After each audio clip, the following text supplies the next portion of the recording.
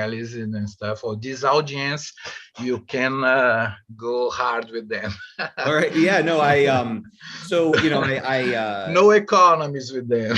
I had a talk I gave. It was to a more general CS audience a couple of weeks ago, and it was definitely a little rough because I'm used to sort of assuming people do bioinformatics and know computational biology stuff. So I think hopefully most of this audience does some programming and running stuff. Yeah. Let me see. I want to ask the audience to go in the chat and say where are you connecting from, just for us to have some sampling. Probably many people from Minas Gerais, from UFMG. Please, audience, Unicamp, São Paulo, Rio de Janeiro, Salvador, that's Bahia. We should have a map to go showing to you. Wow. Natal, Michigan. Ellison is connecting from Michigan, see? Natal, there is also a PhD program on bioinformatics also. It's in very northeast of Brazil, very on the top. Mari is in the middle. I am in the middle, but no ocean here by the mountains. And Elder is from the south, south of Brazil, Curitiba. Bolivia, we have people from Bolivia also, right? FMG, Rio de Janeiro, Fiocruz, Minas Gerais, Inca.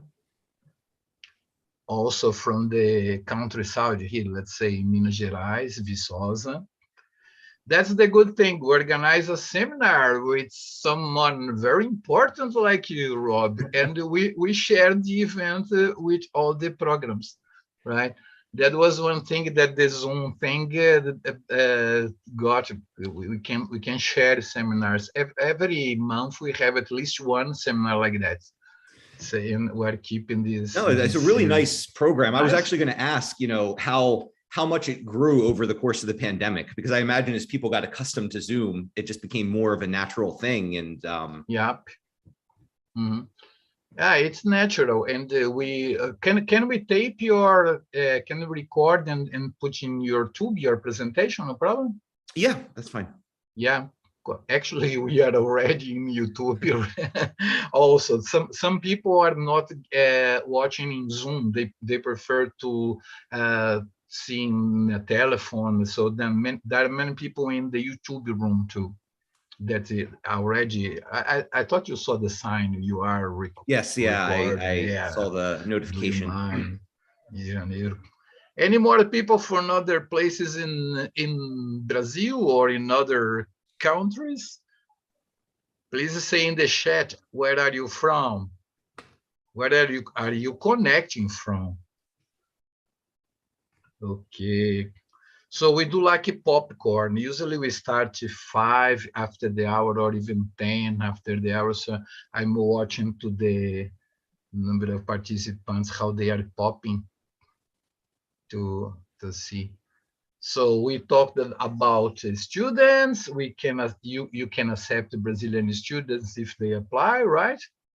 Yep. Yeah. See, it's a good thing, guys. Well, Maryland is great. You have a nice crab, and what's the name of that music?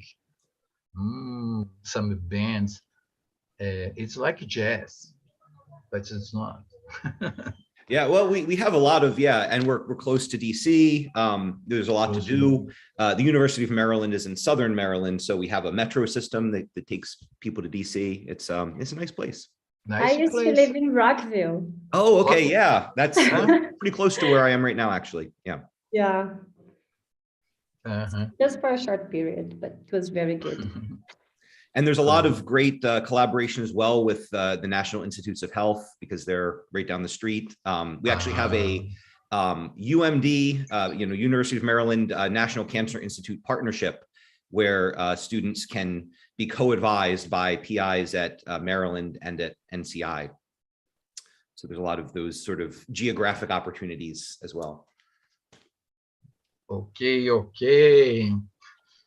So Well, usually we start 5 after the hour, so I think I could give the word to Mari Boroni from National Institute of Cancer to be the chairwoman. I invented this word, chairwoman, for today, and lead this nice opportunity of listening to Rob today.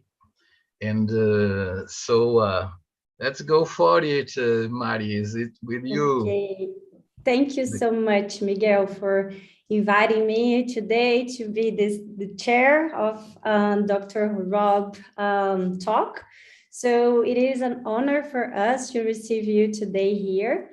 Dr. Rob Patro is an associated professor in the Department of Computer Science at the University of Maryland, as he was speaking, right? And more specifically, he stays at the CBCB, Center of Bioinformatics and Computational Biology. He has a PhD in computer science from the University of Maryland, and he also was a postdoctoral researcher in the Lane Center for Computational Biology at Carnegie Mellon University. His main focus regarding his research is on designing algorithms for processing high throughput genomic data. He also investigates several different topics related to this intersection of algorithms efficiency and also statistical approach. He has published more than 50 articles in high-impact journals, such as Nature Methods, Nature Biotechnology, and one of his main contributions to science was the development of a very nice tool, Salmon, which is a method for quantifying transcriptomic abundance of RNA-seq reads. I think most of we here have tried at least once. But he's also developing several new methodologies to deal with single-cell RNA-seq data, which is fantastic. So we are looking forward to listen to your talk today and learn a little bit more with you. So thank you for accepting this invitation. And yeah, the stage is yours. Thank you so much for that great introduction. Hopefully I can live up to it. Let me share my screen and let's see, you can tell me if, oh, I have to grant privacy access. Hold on one second. Cancel. Try that again.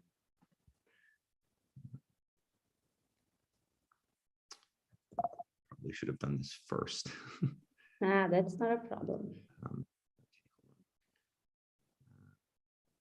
Terminal. Keynote. I will just switch to Portuguese to give a very quick remind. So, pessoal, se vocês tiverem perguntas e não tiverem a vontade de falar inglês, quiserem escrever em português, podem escrever e perguntar que eu posso ajudar vocês a traduzir e perguntar para o nosso palestrante. So, so it says that I have to quit and reopen to record the screen. So I'm just going to do that. I will be right back. Okay, no problem at all.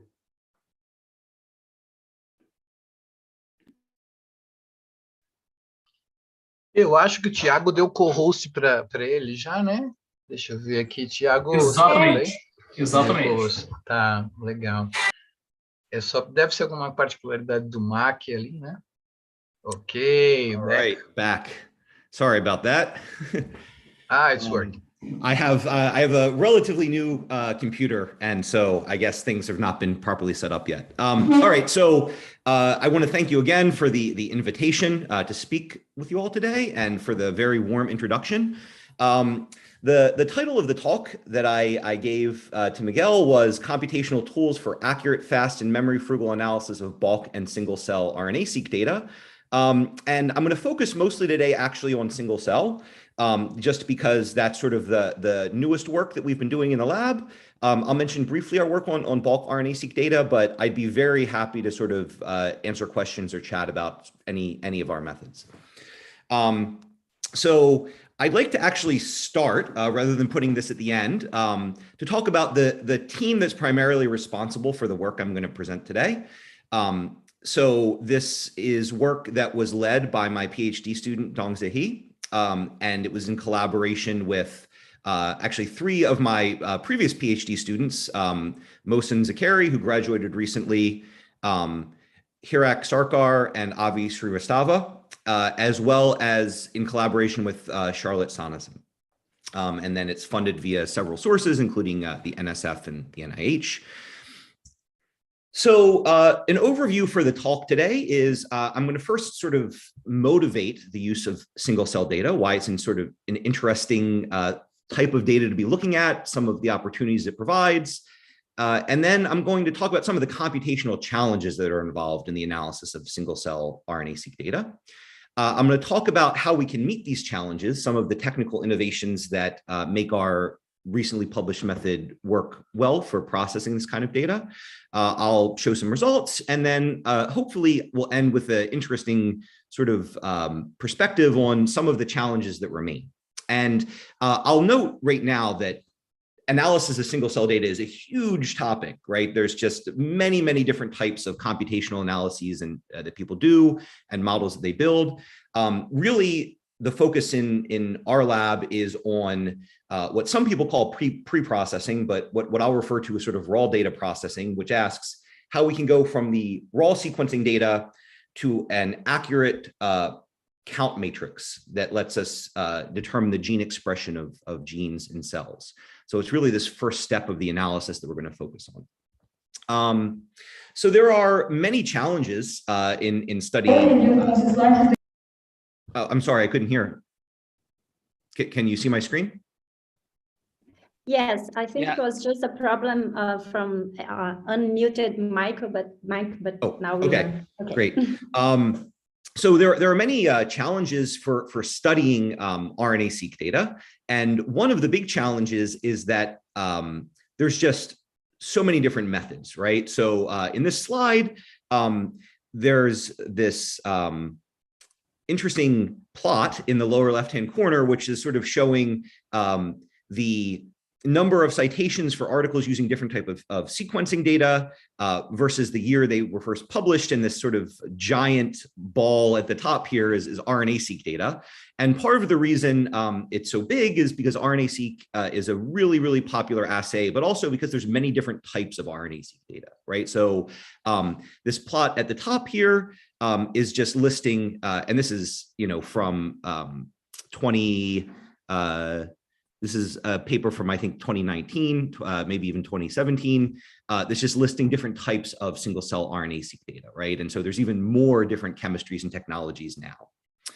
But the common factor among these kinds of data is that high throughput sequencing is the medium, right? At the end of the day, we're looking at sequencing reads. And so all of the information that we want to get has to be encoded in that sequencing data. So I'm going to try to give the basics of what we need to know about RNA-seq in one slide. It's one slide with animations, so it's a little bit of cheating, but this will lay the groundwork for thinking about what we're going to be doing later, as well as for understanding some of the terminology. So RNA-seq allows us, among other things, to quantify expression of genes in a tissue, to ask questions like what genes or transcripts are turned on, what are the levels at which they're expressed, how does the transcriptome respond to the environment or to stimulus. And so when we think about RNA-seq, we are sequencing the transcribed RNA molecules in a cell or in a population of cells. Actually, not quite. We're sequencing most of the time the cDNA that's been reverse transcribed from the RNA, but we can think about it like sequencing the RNA. And so this process happens, at least in many eukaryotic organisms, in this process that involves first transcription and then alternative splicing. So transcription is the process by which a region of the DNA, which we'll refer to as a gene, this is a Actually a very difficult term to define. Biologists will still argue about what the proper definition of a gene is, but for our purposes, we're going to think of it as a contiguous region of the genome that gets transcribed together into a transcript molecule. It has structure. There's inherent structure here. So if you look at this region of RNA that's transcribed, there's these colored boxes. These are exons. These are things that will be spliced together to eventually be turned into a mature RNA and then translated into a protein. And then the black lines between them are what we'll refer to as introns. And the introns are generally spliced out. So they're cut out. So if we look at what happens here, then you can see that this one pre-mRNA molecule, this molecule that is sort of contiguous end-to-end, can be spliced in multiple different ways, right? There are some constraints. Typically, the splicing is collinear or linear across the molecule. So the exons that appear at the beginning of the unspliced molecule will appear before anything that appears after them on the unspliced molecule. So, for example, the red always precedes the yellow if they're both present. But different exons can be included or excluded in the spliced molecule. And so this is a way to generate extra diversity from a smaller number of molecules. One unspliced molecule can give rise to multiple different alternatively spliced variants of the gene. We typically call these isoforms, and we'll refer to the individual molecules as transcripts. So at the end of the day, we are doing sequencing of these transcripts, right? So we get small bits of sequence drawn from these transcripts, and we would like to infer the abundance of the original molecule.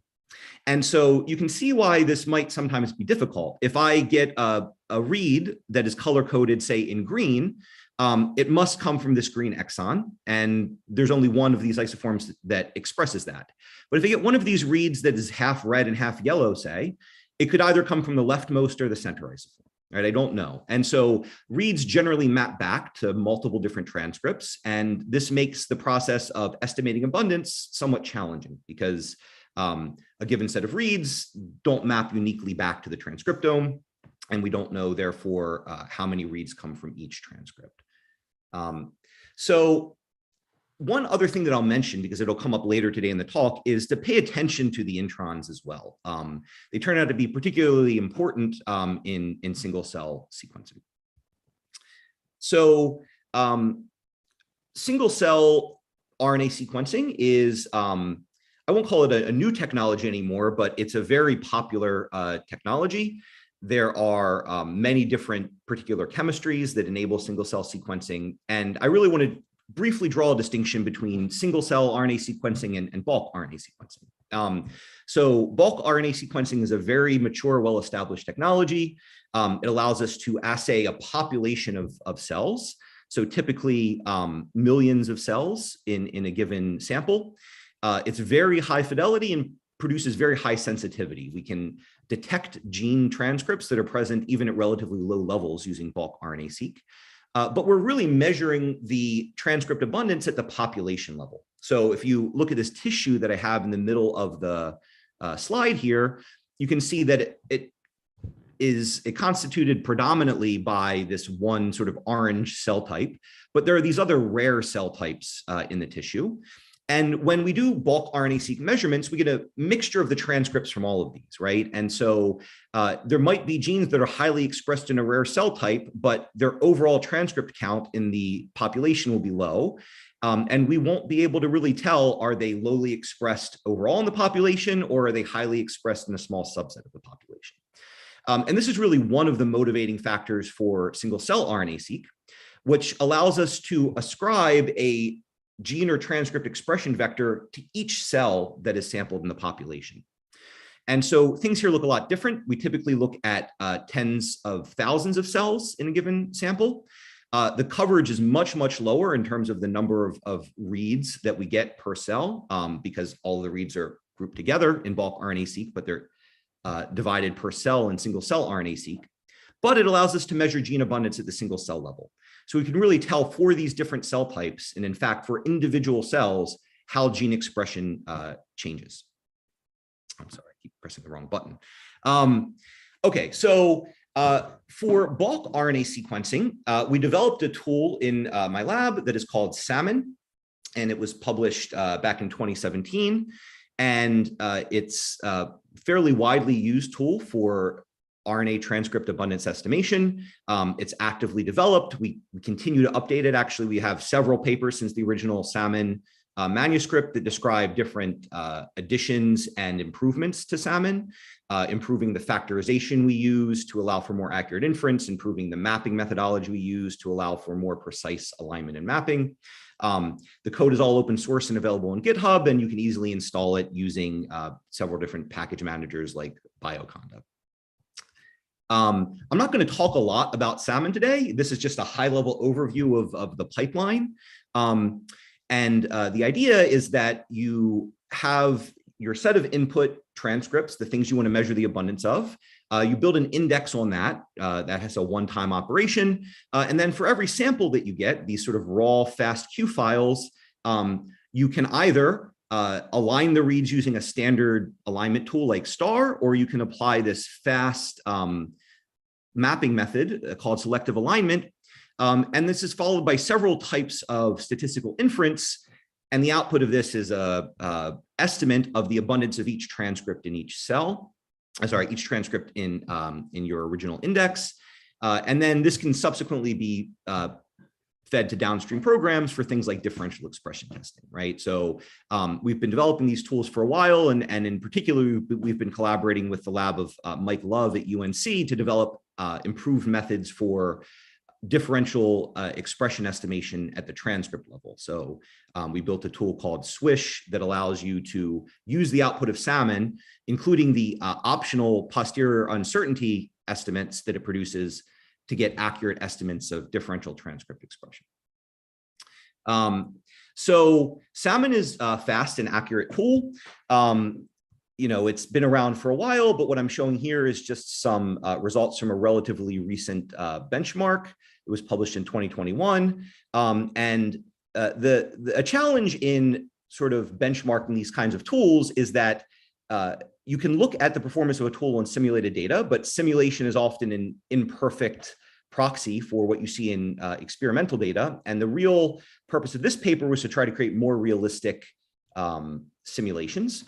And so what you can see on the left here is they looked at the performance of several popular tools at estimating transcript level expression abundance in both idealized data, which is more consistent with sort of typical prior simulations, and then in realistic data where they added the kinds of noise and uneven coverage you might expect to see in realistic data. And so, one high level result here is that Salmon, which is represented by this sort of salmonish color pink bar, performs well in both cases, and in particular, it sort of retains top performance when we look at realistic data distributions. They also looked at how this changes with respect to downstream applications like differential expression. And so here in this plot on the right-hand side, there's a plot for the number of DE transcripts. When we look at the overlap between what's called DE on the true counts and what's called DE on the counts inferred by the quantification program. And again, you can see that the overlap is generally highest with transcripts quantified using Salmon. So, it's like I said, an actively maintained and developed tool, and it's a pretty good solution, I think, for bulk RNA-seq quantification. But today, I'm going to focus on single-cell RNA-seq instead. So let me get into that. There are many exciting applications of single-cell RNA-seq. It's been used to study things ranging from treatment resistance in cancer. You can look at how cells respond transcriptionally to particular types of treatment, to understanding tissue development and organogenesis. So we can do a lot of developmental biology with single-cell sequencing. And there are many large-scale projects that rely on single-cell sequencing as sort of a fundamental data measurement technique, right? So it's already a popular kind of data, and it's just getting more and more popular. As an example of this plot on the left shows the cumulative number of reported cells in single cell studies over time. And so what's happening is that both more single cell studies are being generated, and in general, the number of cells reported in those studies is increasing, right? So we're assaying more cells at once and also doing more single cell studies. In contrast, the plots on the right are showing the statistics of tool development over time for tools that are meant to process single cell sequencing data. So what you can see from the plot on the bottom right is that the number of tools is increasing very rapidly. There's over 1,000 tools. And the plot on the top is showing the breakdown of these tools by the category, right? What they're developed to do.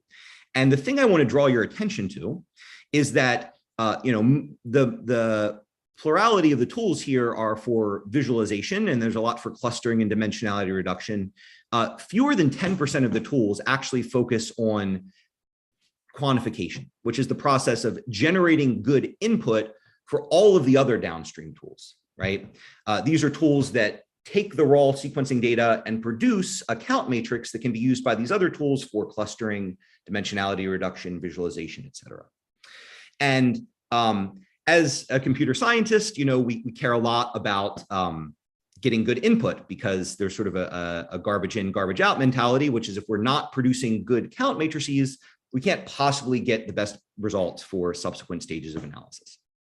So what I'm going to focus on today, even though the tools that we're developing are generally applicable to many types of single cell sequencing technology, to keep things concrete, I'm going to focus on droplet-based single cell RNA sequencing. And particularly, I'm going to talk in the context of the 10x Chromium platform, which is one of the most popular commercial technologies for single cell RNA sequencing. So to understand some of the challenges, I have to give a brief overview of how the sequencing technology works. So this droplet-based technology is based on microfluidics. And so there is this automated microfluidic device where the goal is to capture cells in droplets along with these gel beads in emulsion. And one way to think about this is that we'd like to capture in a droplet contained together a gem bead and a cell. And the gem bead contains the biochemistry that is necessary to do the tagging that will be necessary to later assign reads back to cells after sequencing. So every gem bead contains some information.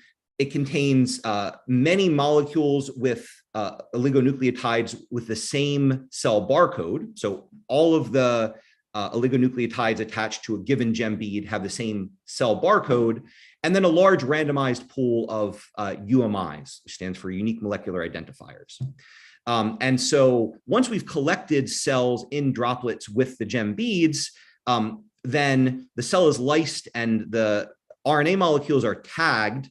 And so if you look at this picture down here on the bottom left, the little black wiggly line is my programmer art version of the transcript, but attached to the end of it are the cell barcode, which encodes which cell this read came from. So we should think about having a one-to-one relationship between a gem bead and a given cell barcode sequence. So this is just some nucleic acid sequence. And then the yellow bar is a UMI, or a unique molecular identifier.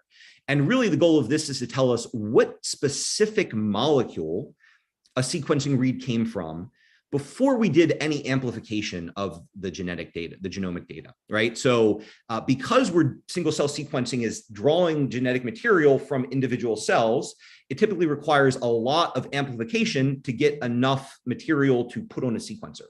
It's not uncommon to have dozens of rounds of PCR amplification in single cell protocols.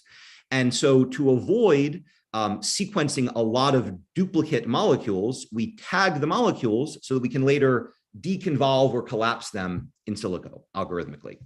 So after we've sort of done this tagging, there's a process of library preparation, amplification, and sequencing. And at that point, what we have is just normal material that's ready to be sequenced. It's sequenced with standard Illumina technology most commonly. So once we get the reads out, there are a couple of challenges that we're faced with. one challenge is not unique to single cell sequencing, but is rather something that happens in almost every genomic assay, which is that we want to figure out where the reads came from. We have to solve this problem of mapping or alignment.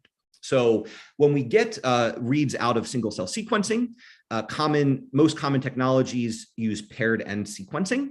One of the reads, the blue one here, we'll call the biological read, and this comes from the actual body of the transcript, right? The string here matches a subsequence of an RNA molecule.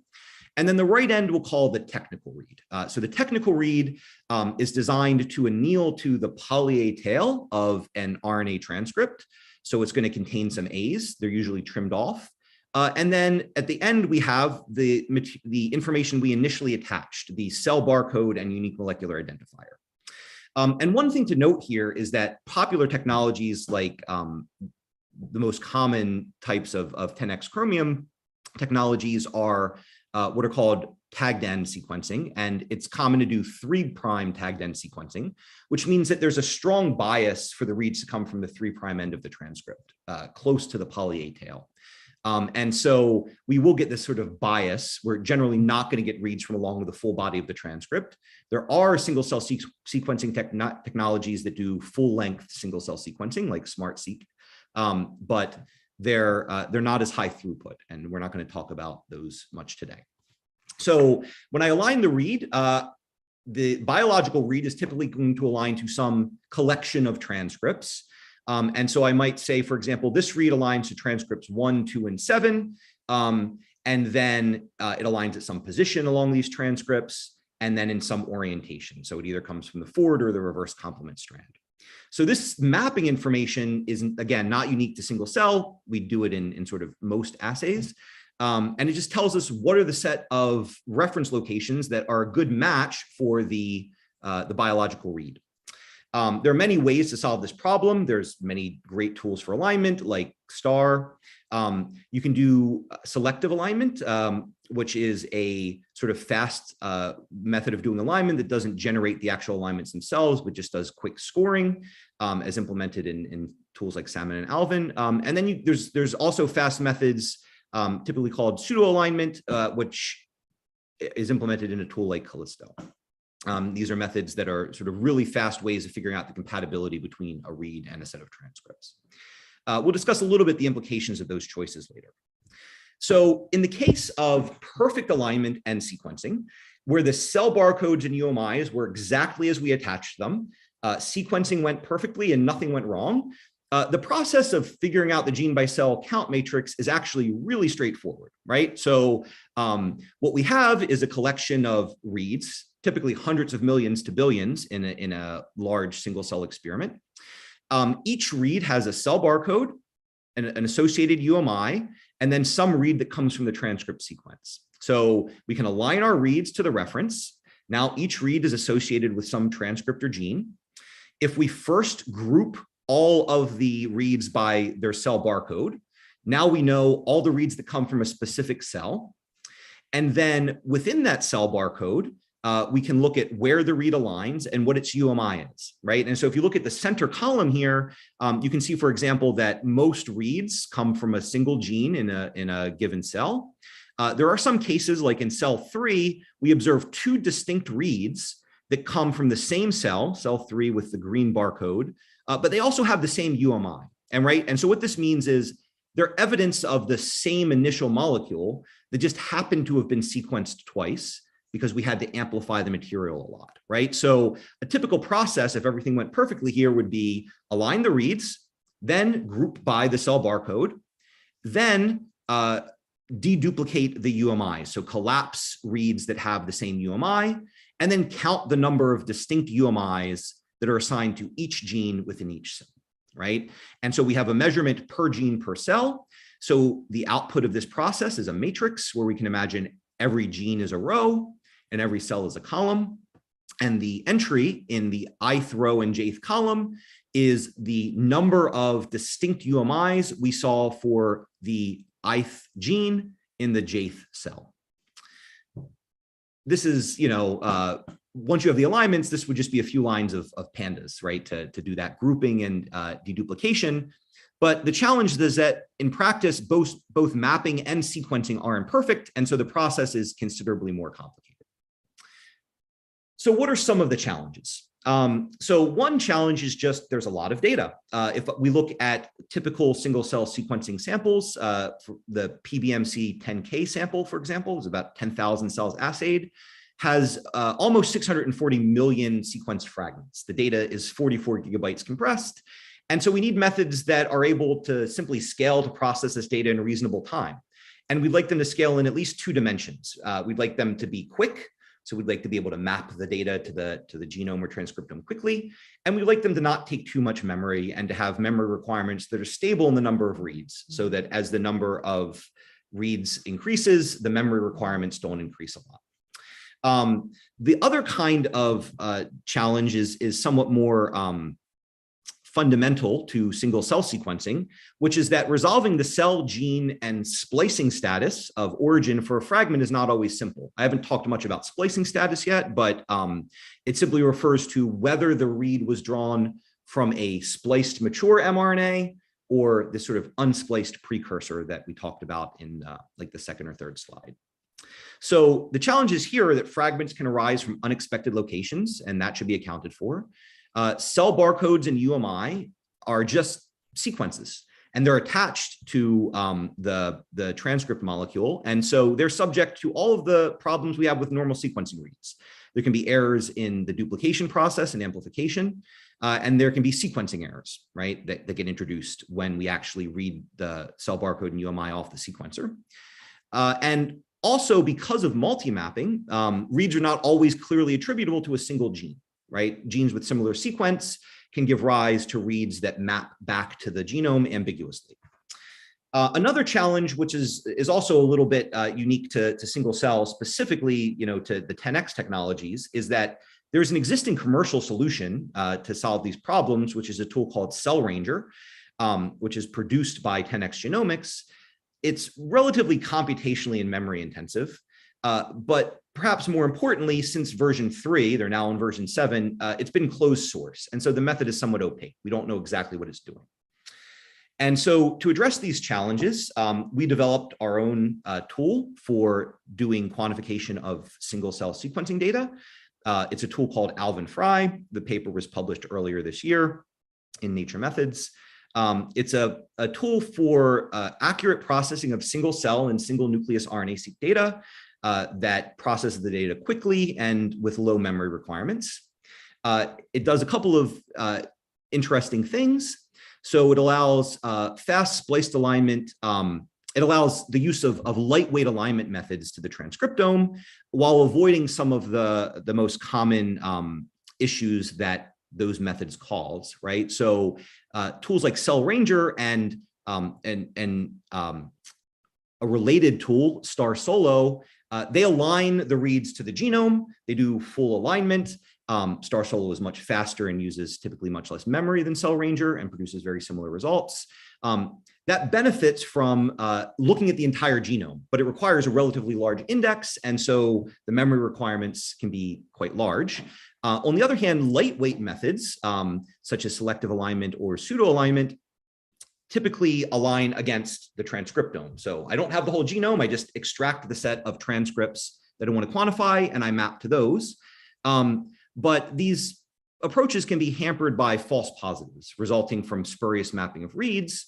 And Alevin-fry expands the standard index to include the intronic sequence to mitigate that problem while retaining a small index, so it doesn't use a lot of memory. You can collate mapped records in external memory so that cells can be processed individually. So what that refers to is this process of grouping all of the reads, the aligned reads, by their cell barcode.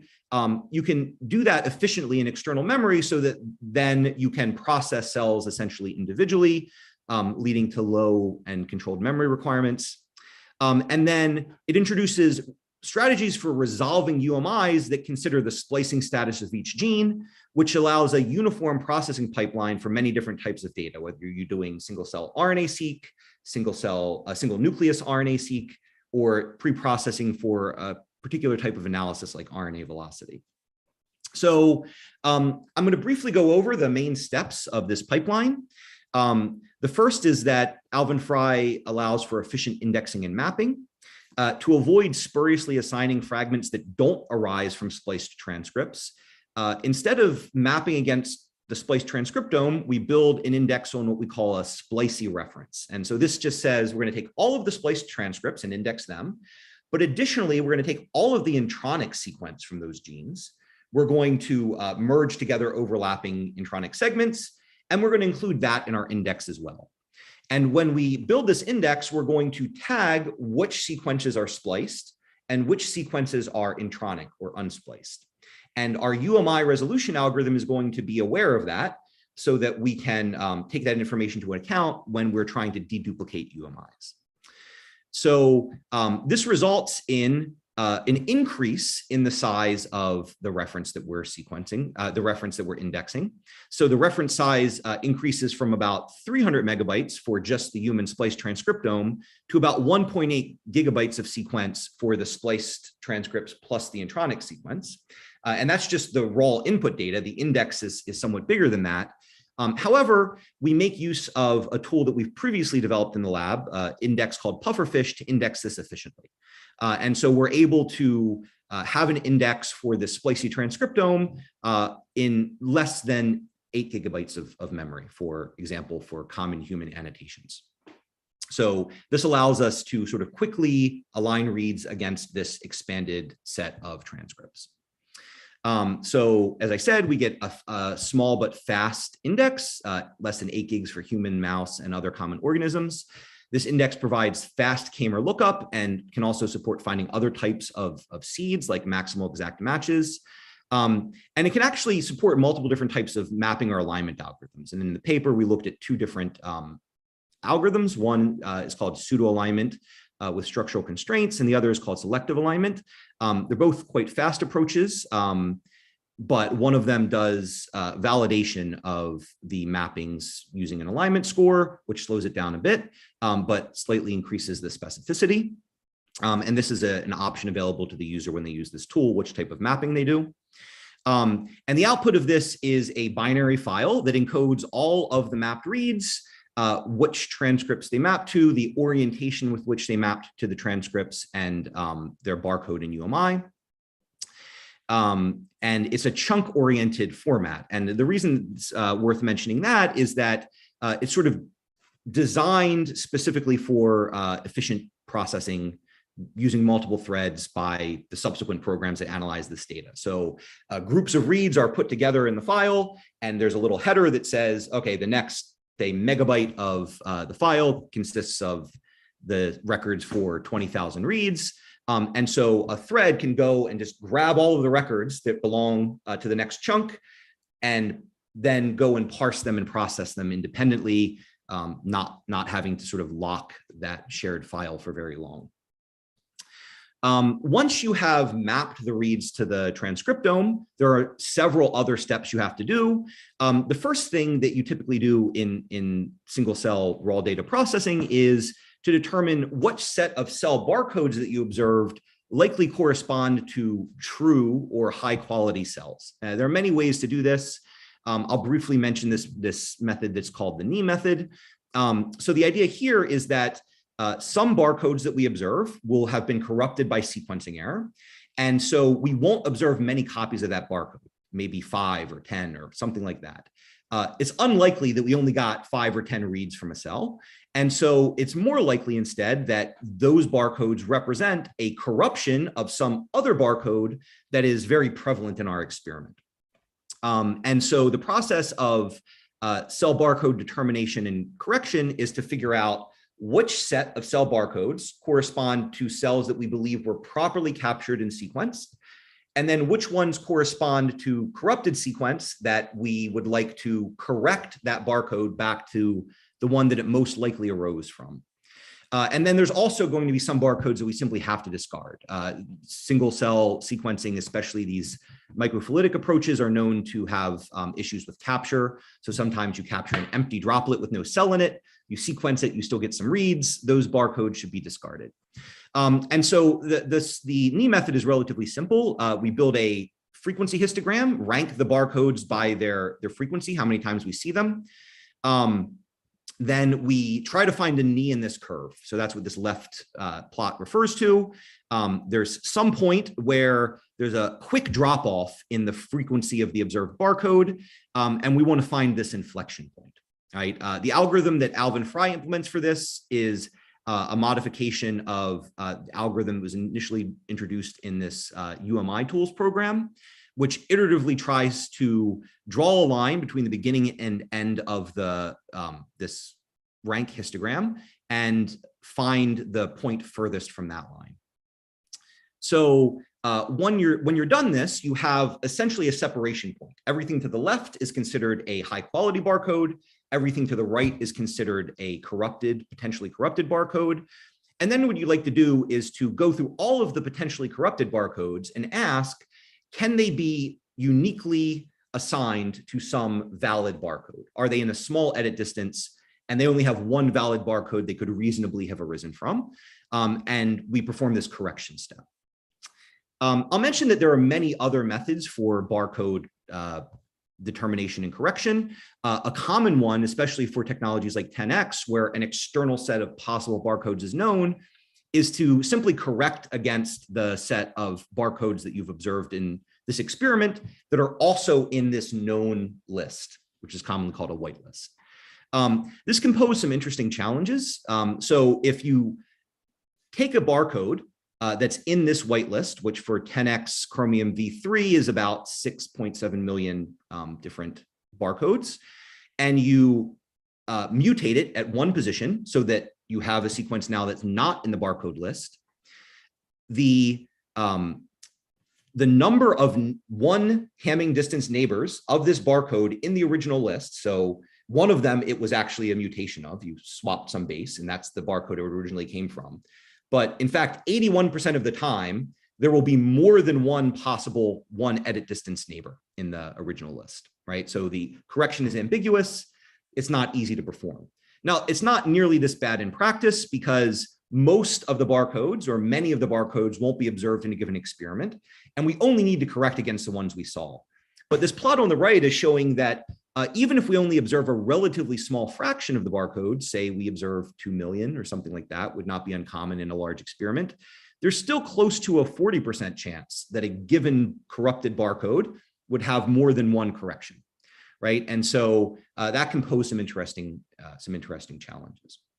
There are ways to try to do better by including things like quality scores, but I would argue that the best way to correct these barcodes and recover the most information is still a bit of an area of open research.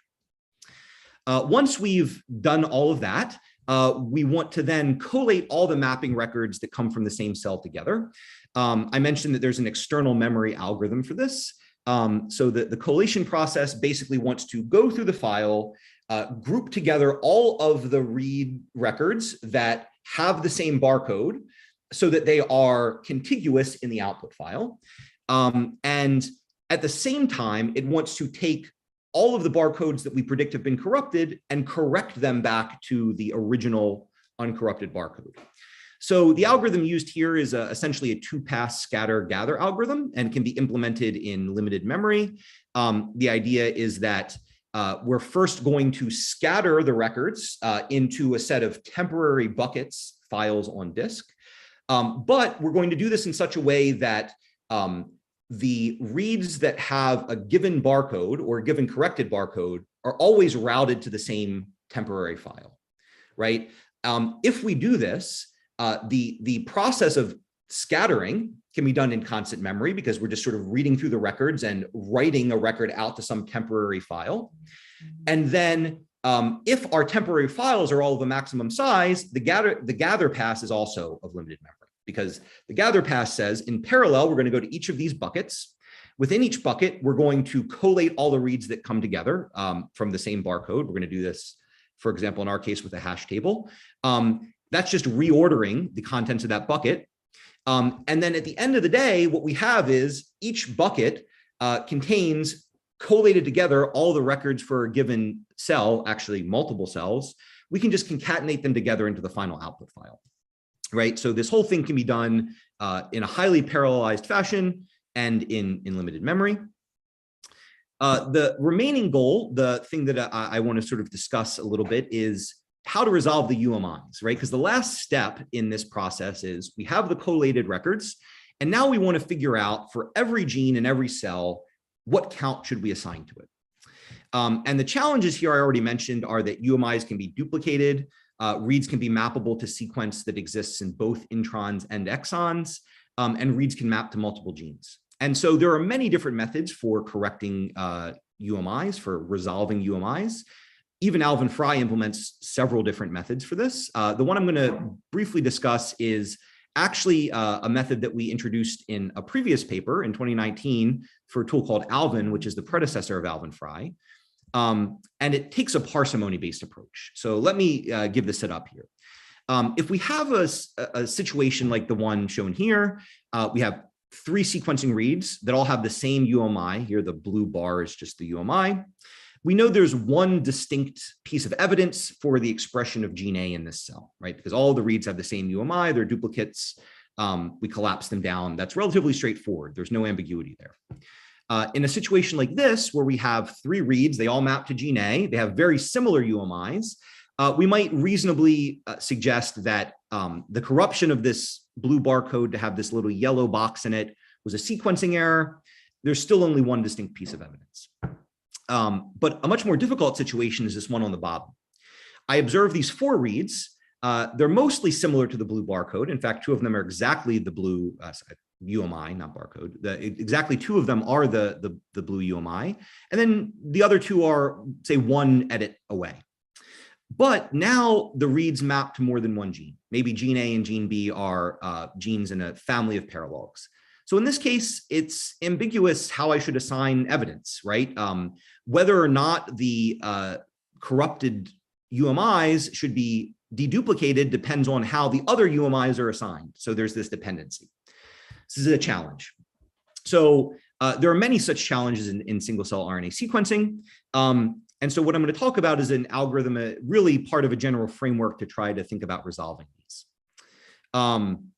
One of the motivations for this is that multi-mapping, even at the gene level, is not particularly rare. You can observe it in 10 or more % of the reads in a given experiment.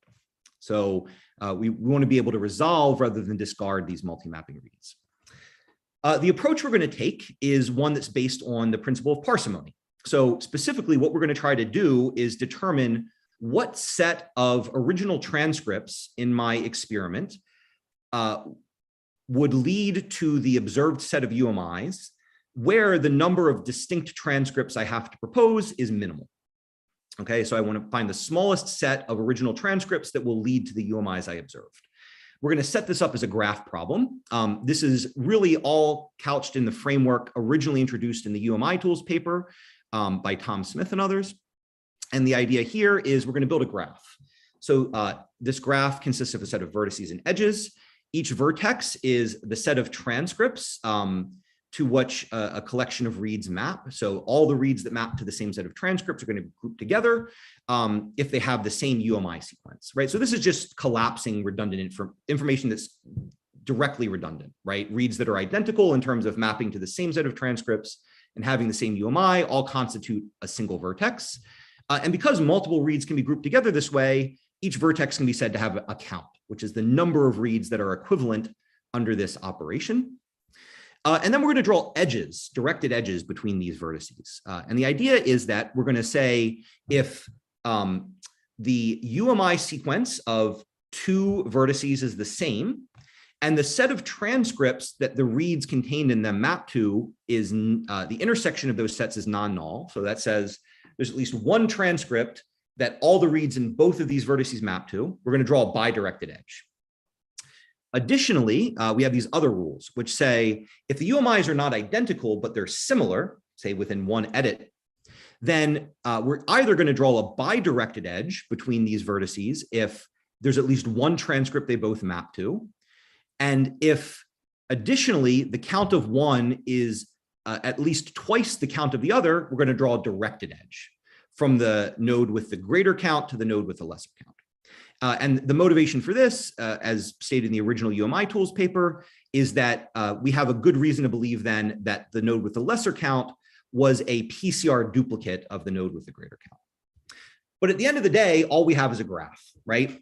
And so the algorithm to solve this problem is that we want to find the smallest set of molecules that would have explained this original graph, the smallest set of original transcripts.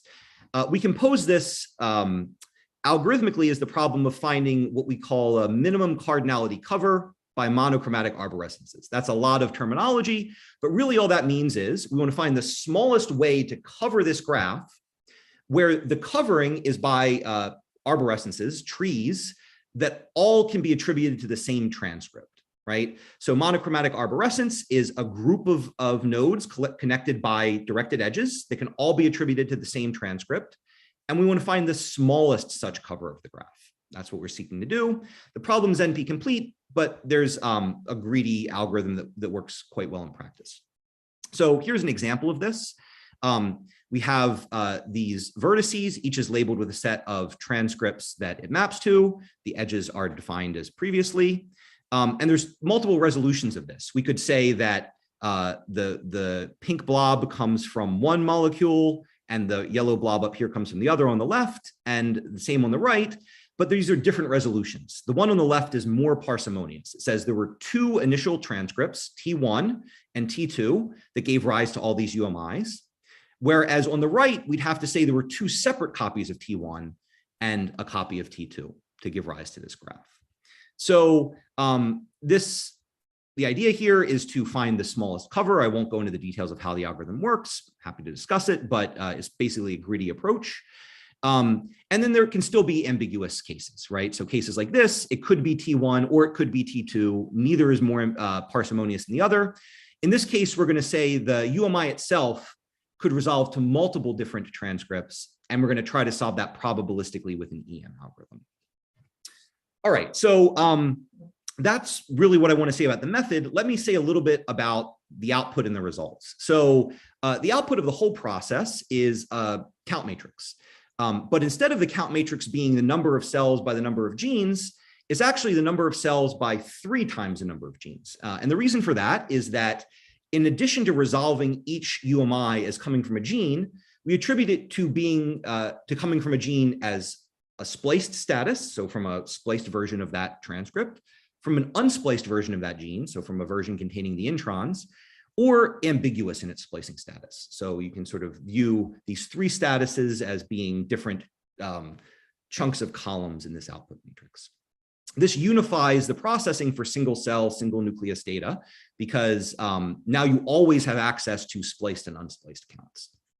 So there are a couple ways we can analyze the results here. So one thing to sort of point out is that this approach leads to improved accuracy. So what this plot is showing is in a non-parametric simulation, originally introduced in the Star Solo paper, they demonstrated that when you do fast mapping back to the transcriptome, there tends to be spurious expression of genes, right? So reads will sometimes map to genes that they wouldn't have mapped to if you had done alignment to the entire genome. And this results in UMIs being attributed to those genes and those genes being seen as expressed in the output count matrix.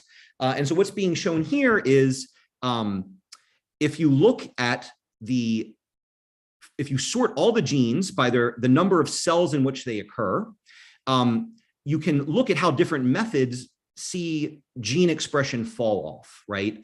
And so the green line and the blue line, and actually the yellow line, which you can't see because it's completely occluded by the green and blue line, are the results of Star Solo, so an alignment-based method to the genome, as well as Alevin-fry, 2 variants of it that use this expanded index. The green one uses selective alignment, and the blue one uses pseudo-alignment with structural constraints. This leads to a little difference, but not a big one. The sort of pink colored line and the purple line are methods that use pseudo-alignment or pseudo-alignment with structural constraints directly to just the spliced transcriptome. And so there are many more genes that appear in many more cells under that method. So that gives a comparison of sort of a global metric. We can also look at correlation to ground truth because this is a simulation. All the caveats of a simulation apply here, though. Things could be happening in a much more clean fashion than happen in real data. Nonetheless, it's useful to look at. So what we can see here is we can look at things like the cell level correlation between the true counts and the estimated counts. And the main pattern to sort of point out here is that we get a very high correlation when we use alignment to the genome, as represented by star solo, as well as when we use mapping or alignment to this expanded splicey reference, as represented by the bottom two rows here. In the middle, though, there's still high, but lower correlation when we use fast alignment methods mapping just to the spliced transcriptome. And the other big difference here, if you look in the fourth column, is the mean rate of false positives per cell, right? So the relative rate of genes that were not expressed truly in the simulation, but were predicted to have a non-zero count. This rate is around 30% for the methods that do fast alignment just to the spliced transcriptome, right? And this was the observation that was first made in the Star Solo paper, that this kind of spurious expression can show up when you're restricting mapping in this way. So Alevin-fry's USA method, Alevin-fry, as I mentioned, maps to the expanded transcriptome. So that means you also get unspliced counts, which is what you need with single nucleus data. So we also evaluated that using this method, we get results that recapitulate what's been previously discovered in several single nucleus data sets. You can accurately find counts in both single cell and single nucleus RNA-seq data using this approach. The last thing that I'll mention is just that one of the goals of the design here is that the tool is fast and uses a small amount of memory. And so here we can see that we're comparing Star Solo, the yellow bar, Callisto Bus tools, the red bar, and different variants of Alevin-fry, these green and blue bars, in terms of both their runtime, which is the left plot, and their maximum memory usage, which is the right plot, over several different data sets. It's important to point out here that the first two data sets, mouse placenta and mouse pancreas, are single nucleus data sets. So they need to include the introns or the unspliced reads. And then the other three are single cell data sets, so they only need to include spliced transcripts. And so what we can see is that Alevin-fry is indeed fast, typically finishing in tens of minutes for these data sets. And that the maximum peak memory usage is usually less than 8 gigs. It's always less than 8 gigs if we consider the sparse variant of our index. The other tools, for example, Star Solo has a much higher memory usage. Callisto Bus tools also has a very low memory usage, but really only in the single cell data here. When you have to also index the introns, the memory usage goes up considerably. Okay, so in conclusion, Alevin-fry is an accurate, fast, and memory-frugal tool for single cell and single nucleus RNA-seq processing. Combining the splicey reference, or this extended reference set, with the splicing status aware resolution algorithm enables the use of fast mapping approaches like pseudo-alignment with structural constraints, while still reducing the specificity problems that have been previously reported. Using an efficient sparse index along with external memory processing allows the whole pipeline to work in very small memory, less than 8 gigs, even for very large data sets. This USA mode, so this output that contains in the same matrix the spliced, unspliced, and ambiguous counts all separated and stratified, unifies the processing pipeline for many different types of data. So you don't really have to do the pre-processing differently for single cell data or single nucleus data or preparing data for an RNA velocity analysis. And the flexible nature of the framework allows for rapid development of novel methods. So we've already, since it's been published, added and implemented new UMI resolution methods, for example.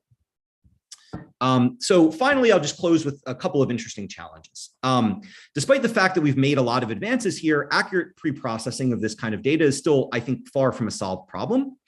One thing that we don't have is a really good probabilistic model of single cell sequencing. So one of the reasons Salmon tends to work so well is that we have a very good model of a probabilistic generative model of bulk RNA sequencing. And so we can build really good inference algorithms for it.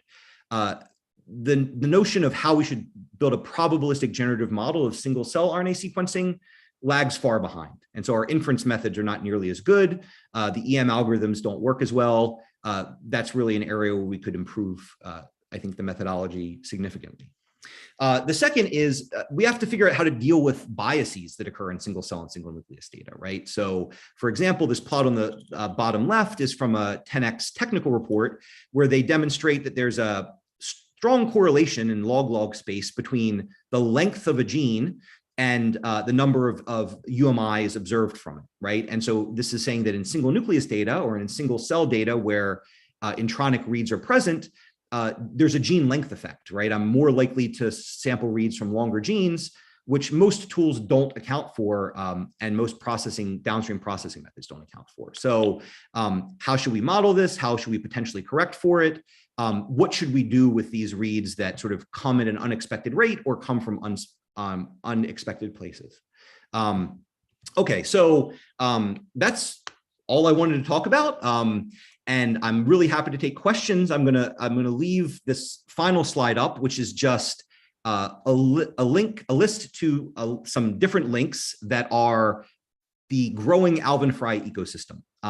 So we have continuously updated and pretty comprehensive documentation for how to use Alevin-fry. We have a set of tutorials that show how to use it for processing different types of data. And then there's several different sort of open source GitHub projects that augment Alevin-fry in distinct ways. Thank you very much. Thank you so much, Rob. It was a fantastic talk. Very elucidative, very clear. So thank you so much. So now we would like to open to questions. So yes, Isabella, do you wanna unmute your mic, or you're gonna write? Can you hear me? Yes. Yep. Great talk, Rob. I listened to you on a previous bioconductor event before, and I'm also like a user of Swish. Swish like made my master dissertation work, basically. Awesome. Great to hear that. So like my question is pretty simple, and you commented a little bit of that on your perspectives. How far you think we are from isoform-specific single-cell analysis? That is a fantastic question. I think that it depends on what kind of technology you're doing and how much money you're willing to spend on the problem. In the following sense, there's several papers that convincingly argue that isoform-specific quantification can be done at the single-cell level. These are, for the most part, using long-read sequencing technologies. Right, so I've spoken almost entirely about droplet-based single cell that uses Illumina for sequencing, but there's also single cell techniques that use Oxford Nanopore for sequencing or that use PacBio for sequencing. And in those cases, you get much longer fragments that can usually be uniquely assigned back to isoforms, and you can get convincing isoform level expression estimates at the single cell level out. Of course, if you want high quality reads, you might have to do things like PacBio Hi-Fi, and that can get quite expensive. In terms of doing this with short read sequencing by synthesis technologies like Illumina, there are methods that do this. Like I said, SmartSeq2, for example, gives full length coverage, which can then be paired with more traditional bulk-like processing methods to infer isoform levels at the level of individual cells, but they have their own set of challenges. So the throughput is generally lower. You need more reads to cover the body of the transcript. And so you can typically assay fewer cells. So I think, for the long read technology, what we really need is for the price to drop. And for the short read technology, what we need price drop would also be great, because then we could get more cells.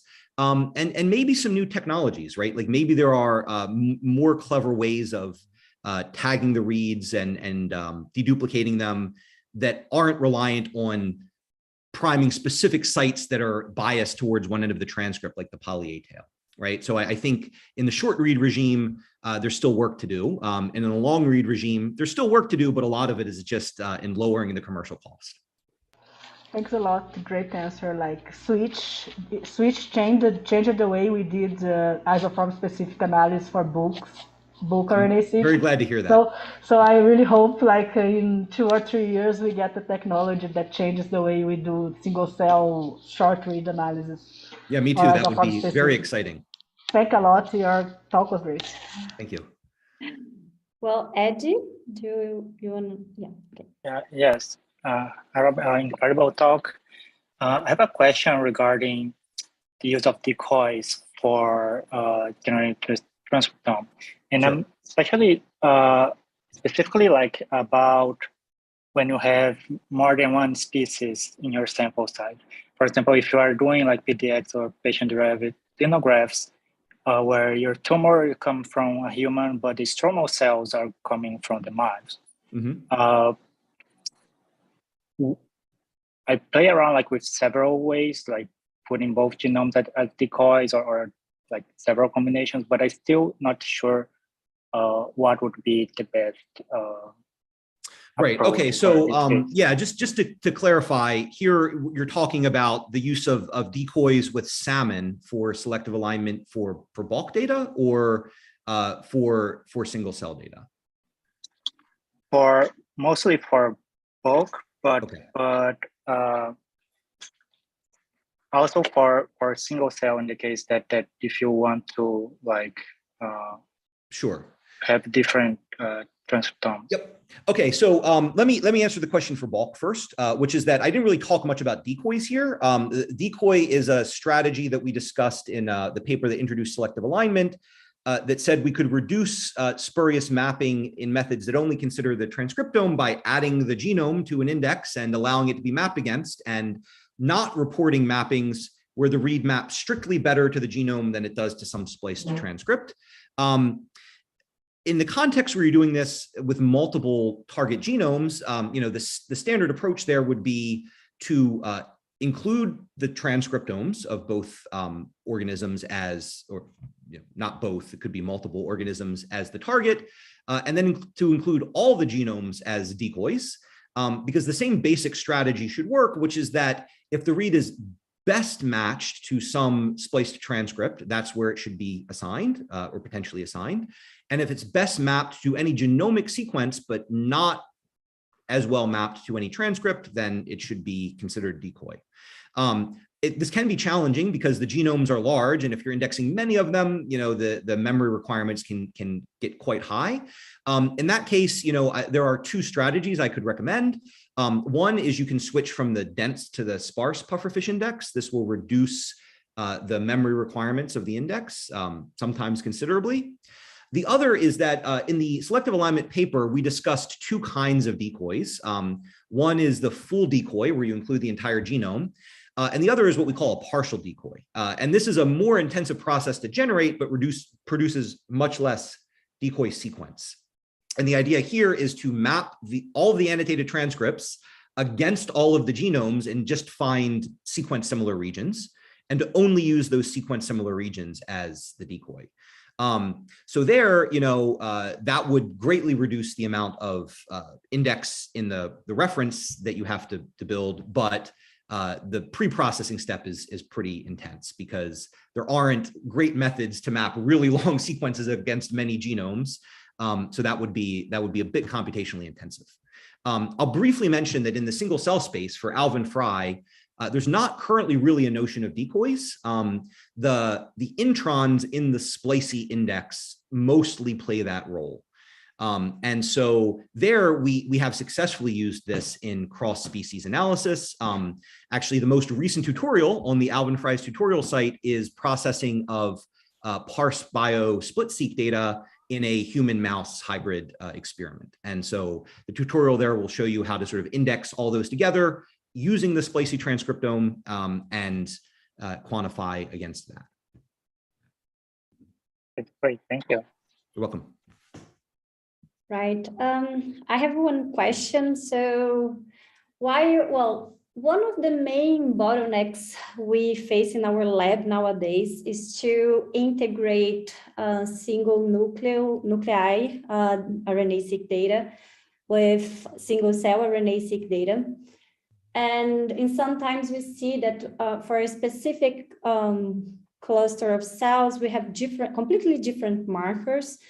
And while you were explaining the Alevin-fry methodology, I was wondering if, because you have this intronic, like this index that comprises also the intronic sequences, if maybe this could, help us integrate this different kind of data, because yeah, in nucleus, we mostly see unspliced transcripts. So have you tested this? And yeah. Yeah, so that is both an excellent question and an incredibly timely question. So the short answer is this is still an active area of research, I think both generally in the community and specifically in my lab. It's worth noting that even in single cell data, intronic reads are not uncommon, right? So we recently reprocessed all of the publicly available 10x data that's up on their website. And we found that anywhere between 7 and 35% of the reads can be intronic in experiments that are nominally single cell. 35% is huge. And in fact, this is such a big issue that 10x Genomics recently in Cell Ranger 7 changed the default behavior to be to include intronic UMIs in single cell quantification. So the intronic reads are counted toward the gene count. There's also a very interesting recent preprint by the Pool Lab that shows that you can substantially increase sensitivity in single cell RNA sequencing by including introns in the index and including intronic reads in the count matrix. They also actually show that you can do somewhat even better by including UTRs, which is maybe not unexpected. So it's certainly true. There's a lot of signal in the single cell data from unspliced transcripts, and looking at that, you would believe would allow you to better integrate with single nucleus data because now you have more signal that's shared. So I think the answer to your question is eventually yes, including those will definitely help. The more subtle question that lies beneath that, and that I think is not quite well answered yet, is it's not ideal. We don't have an ideal method, and it's not perfectly clear yet how to integrate the spliced and unspliced counts, right? Because they're not really representing the same thing. They're not coming from the same place. And there's a dynamic process going on, right? The unspliced molecules are being created at some rate, they're being spliced at some rate, and they're being degraded at some rate.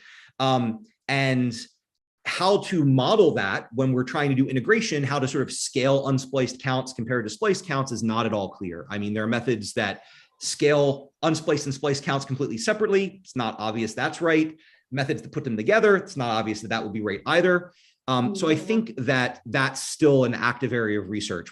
I have a student, actually, Dongzi, the lead author of Alevin-fry, who's working very hard to try to figure out what the effect of different ways of incorporating unspliced reads in single cell analysis is, and how we might incorporate them and use them, but that's still very much ongoing research. Nice. And are you also investigating like the effect on statistical approach to also identify differentially expressed genes? I mean, how this impact later on when we want to? Yeah. So in my lab specifically, we've not been focused on the differential expression, but in collaboration with Mike Love's lab, we have, and we've looked a bit at how different methods work in single cell, and also, if it's possible, how to do single cell allele specific differential expression. Yeah, so I mean, this is something that we are actively working on with the differential stuff being done mostly in Mike's lab, but we're providing support for that by sort of trying to come up with better methods for estimating uncertainty in the count matrix itself. Perfect. Thank you so much. You're welcome. We have 2 questions here in the chat. Sure. So Hao is asking how Salmon accounts for RNA strandedness, and also how it differentiates reads that were mapped to different isoforms or gene fusion. Sure. Okay, so the first question is Salmon directly accounts for read strandedness. And the way that it does that is when it maps reads to transcripts, it knows the orientation of each read. And there are many ways to account for this. If you know the strandedness of your library that's expected from the experimental protocol, you can pass this as a command line parameter. It will only keep the mappings that accord with that expected orientation. And if you're unsure, there's actually a flag -LA that will automatically infer the library type. This is something that's already done, for example, in BWA, and it'll look at a small subset of the reads. It will see how they predominantly map, and then from that, it will infer if the library is stranded or unstranded, and if it's stranded, which orientation you expect, forward, reverse, or reverse forward. And that's accounted for in the quantification. The second question, for gene fusions directly in Salmon, this is something we've looked at before. And in fact, there are several tools that use the underlying index for gene fusion detection, but it's not something we've implemented directly in Salmon. I would say it is definitely something we're open to, but I'd have to be convinced that we could do as good of a job as tools like Star Fusion do. Because I think that there's a lot you get by having the whole genome at your fingertips there that might be a little bit more difficult if we're only looking at the spliced transcriptome. But that is definitely something we'd be open to. We're not currently actively developing it. Nice. There is also another question, but I think it was already covered when you were answering Ed's question. So Eduardo is asking if you have a solution or a tool to study transcriptomics that comes from different species, like human and the host and a parasite, for instance. But I think you already covered. And there is a new one. It's likely off topic. It comes from Wesley. He's asking, why do you give fish names to all your tools? That's a great question. The reason is that when I was when I was doing my PhD, I was in Carl Kingsford's laboratory, and they had a tradition in the lab of just naming tools after animals. Like, for example, he has a genome rearrangement tool named Giraffe, and a Kamer counter, quite popular one called Jellyfish. And so the first tool I developed actually had nothing to do with sequence genomics. It was for inferring network evolutionary histories. It was a tool called Piranha, but it was a fish name. And then when I worked on Sailfish, which was the first fast RNA-seq quantification tool that we developed, I chose the name because the sailfish is the fastest fish in the ocean. And so at that point, I sort of decided to stick with fish names for most of our stuff. And most of the tools have a name that is related to the tool. So Salmon was called that because it implements a streaming statistical inference algorithm. Pufferfish was named Pufferfish because you can scale the size of the index, whether it's dense or sparse. And Alvin was named Alvin because Alvin are little salmon, baby salmon, and Alevin-fry because that's the next stage of evolution after the Alvin. So nice, great. Well, I was holding this question to the end, but I was going to ask you about. Yes, this is definitely a Miguelito's question. Yeah. So, Rob, I would like to know if you have suspicion that Alevin-fry will work better than the other software as the transcription goes down and down low levels. Do you think that it will perform better? Yeah, so that's a good question. I don't really have a good sense of how the performance will change over the variable of the amount of transcription. It's not something we specifically looked at. I mean, we've run it on a lot of different data across many different, types of assays, single nucleus, single cell, for RNA velocity, spatial transcriptomics.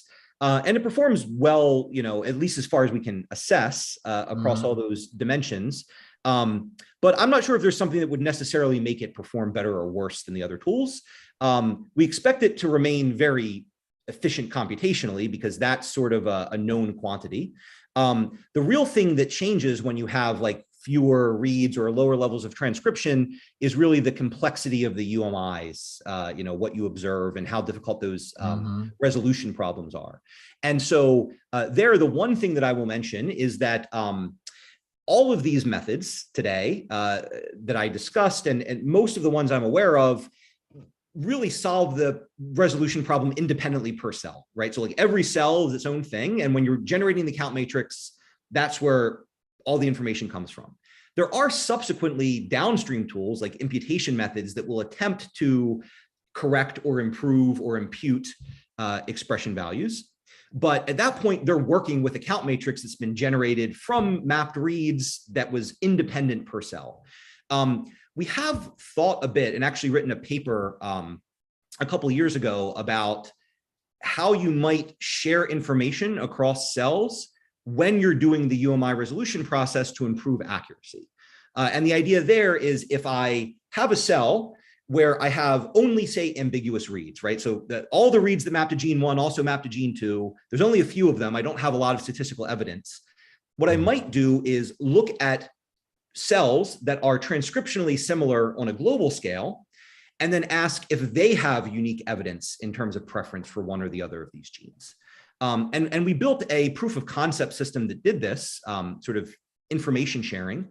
The benefit of this over subsequent imputation approaches is that it's constrained by the actual observed read mappings. So you can't sort of create a value from nothing. You have to have the reads mapped there. You're just determining how to disambiguate them. But that was really only a proof of concept. So I think it still needs a lot more work. And that's something we're definitely thinking about. I do think that better statistical models would share information across cells at the estimation stage. And that would help particularly as the data regime gets lower and lower. So in these super high throughput assays like SciSeq, that might be essential. Also, I'm curious because some organisms that we approach in biology do not have a good genome or transcriptome or a good reference. So I was curious to know if some software would perform better for those poorly sequenced organisms. Yeah, so that's a great question too. I mean, I think that one thing I can say is that there's a subset of tools here, like specifically of the ones I talked about today, Callisto bus tools and Alevin-fry, that really only require the specification of a transcriptome, right? So Cell Ranger, Star Solo, they're designed where you have a reference genome and an annotation on that genome that tells you where the genes are. Yep. And they work in that regime. Whereas with Alevin-fry and Callisto bus tools, you're giving it the transcript sequence. Now, for model organisms, we derive that from the genome and the annotation, but you could just as well have a de novo assembled transcriptome and quantify that. And so those tools are amenable to non-model quantification in non-model organisms where you don't even have to assemble a genome. If all you have is RNA-seq data, you could do de novo assembly from RNA-seq and then quantify the assembled transcriptomes. That's great. Okay, that's great. Do we have more questions? No, maybe you can also share your email, Rob, because then later people can also contact you. Yeah, absolutely. Should I just type it in the chat here? Yes, that'd be great. Yeah, so it's really easy. It's just rob@cs.umd.edu, and I'm happy to answer any further questions people have offline about either what I talked about or other tools that are developed in the lab. Nice. Thank you so much. Thank you so much again. It was fantastic and the excellent questions. I really enjoyed the talk. I really enjoyed giving the talk. So thanks a lot for staying with us, Rob. It was great. This all we agreed is a great speaker, a great talk. So we had a nice Friday. And so thanks a lot for coming and talking to us. Absolutely. Take care. Take care. Thank you. Bye-bye. Okay. Bye-bye, guys. Obrigada, Miguel. Tchau, tchau. Eu que agradeço. Obrigadão. Tchau, tchau, gente. Como dizem os Teletubbies, hora de dar tchau. Tchauzinho. Tiago, acabando a gravação, né?